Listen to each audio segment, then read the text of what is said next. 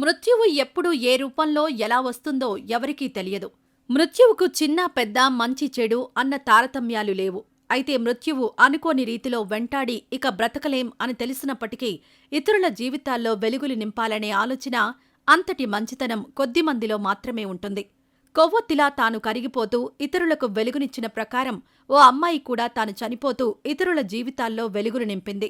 అనుకోని ప్రమాదంతో ఆయుష్ పోతున్నా కూడా, భౌతికంగా భూమిపై లేకున్నా కూడా అవయవ దానంతో ఎల్లప్పుడూ చిరంజీవి అని అనిపించుకుంటుంది స్వరీనా. ఇక ఈ విషాద ఘటన సమయంలో కూడా ఇలాంటి నిర్ణయం తీసుకున్న ఆ తల్లిదండ్రుల గుండె నిబ్బరాన్ని ప్రతి ఒక్కరూ మెచ్చుకోవాల్సిందే.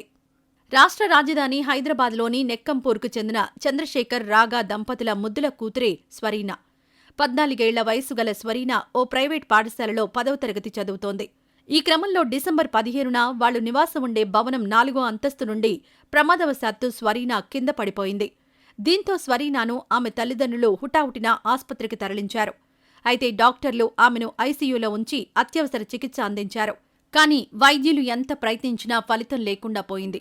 డిసెంబర్ 15న గాయపడ్డ స్వరీనా 4 రోజుల పాటు మృత్యువుతో పోరాడి బ్రెయిన్ డెడ్తో చనిపోయింది. స్వరీనా బ్రెయిన్ డెడ్ విషయం తెలుసుకున్న జీవన్ దాన్ సంస్థ ప్రతినిధులు ఆస్పత్రికి వెళ్లి ఆమె తల్లిదండ్రులను కలిశారు. అవయవ దానం పట్ల స్వరీనా తల్లిదండ్రులకు వారు అవగాహన కల్పించారు. అల్లారు ముద్దుగా పెంచుకున్న కూతురు మృతితో పుట్టెడు దుఃఖంలో ఉన్న తల్లిదండ్రులు స్వరీనా అవయవ దానానికి అంగీకరించారు. స్వరీనా 2 కిడ్నీలు, కాలేయం, 2 లంగ్స్ సేకరించి వివిధ ఆస్పత్రుల్లో ఉన్న రోగులకు అమర్చారు. శోకసంద్రంలో కూడా కూతురు అవయవ దానానికి సహకరించిన తల్లిదండ్రులకు ప్రతి ఒక్కరూ ధైర్యం చెబుతున్నారు.